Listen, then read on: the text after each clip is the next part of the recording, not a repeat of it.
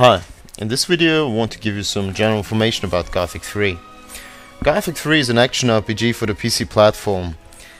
Our mission for Gothic 3 was to create an epic action RPG with the freedom, depth and story quality of the critically acclaimed Gothic 2, but now featuring more streamlined mechanics and a more accessible interface, to not only satisfy the existing fanbase but also to broaden the audience, especially in English-speaking countries. In terms of gameplay and quality, Gothic 3 is comparable to The Elder Scrolls 4 Oblivion, although Gothic 3 focuses more on story than exploration and features faster-paced gameplay. The game starts off where Gothic 2 ended. The nameless hero travels from the island of Korinis, where the first two installments of the Gothic series took place, to the mainland.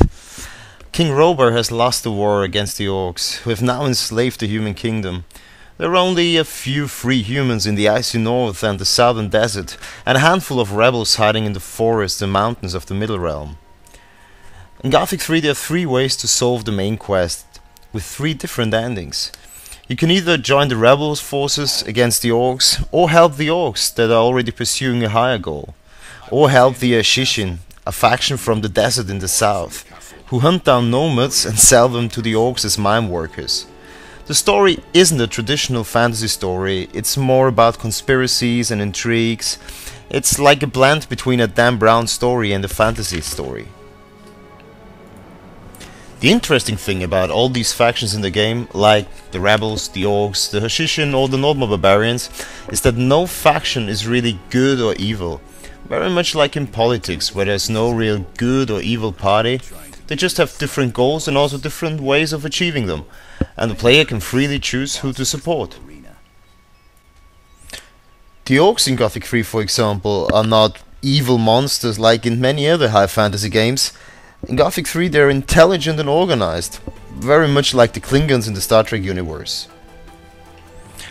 And so the player leads one of these three main groups, the orcs, the rebels or the Hashishin, to the final victory in the battle for Mitana. This is achieved by supporting one of these groups in the game, and at one point the player also usually joins one of them.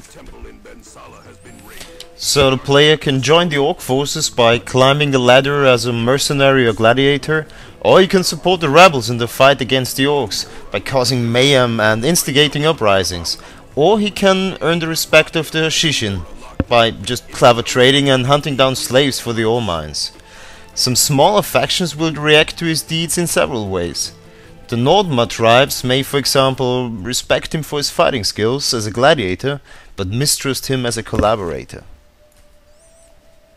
As all of these decisions have a deep moral background, the story and all of the inhabitants of the world react to the player according to his deeds for one of the other factions.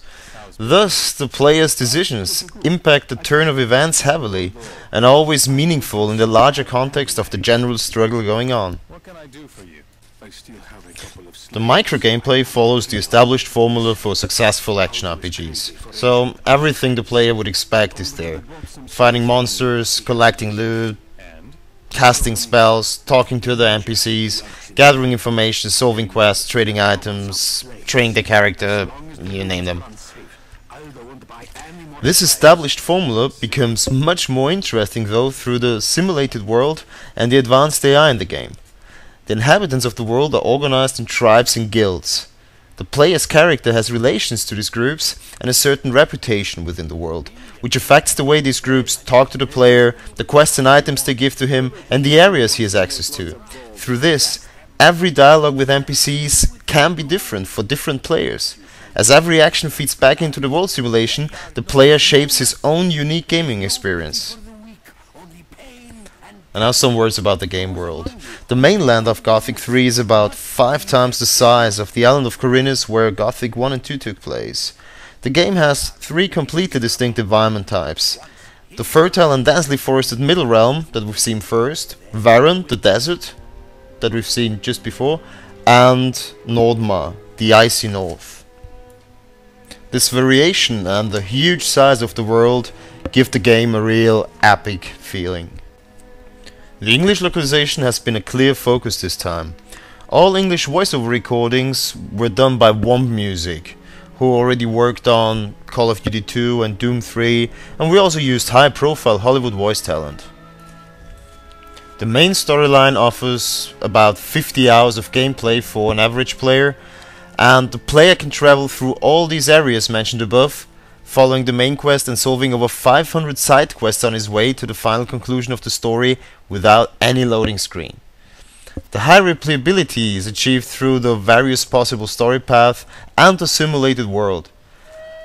The unique gameplay experience of its predecessor, being voted among the top 5 favorite games for 5 consecutive years by various magazines, has made Gothic top 3 in players' most wanted lists in Germany, beating titles like Half-Life or World of Warcraft.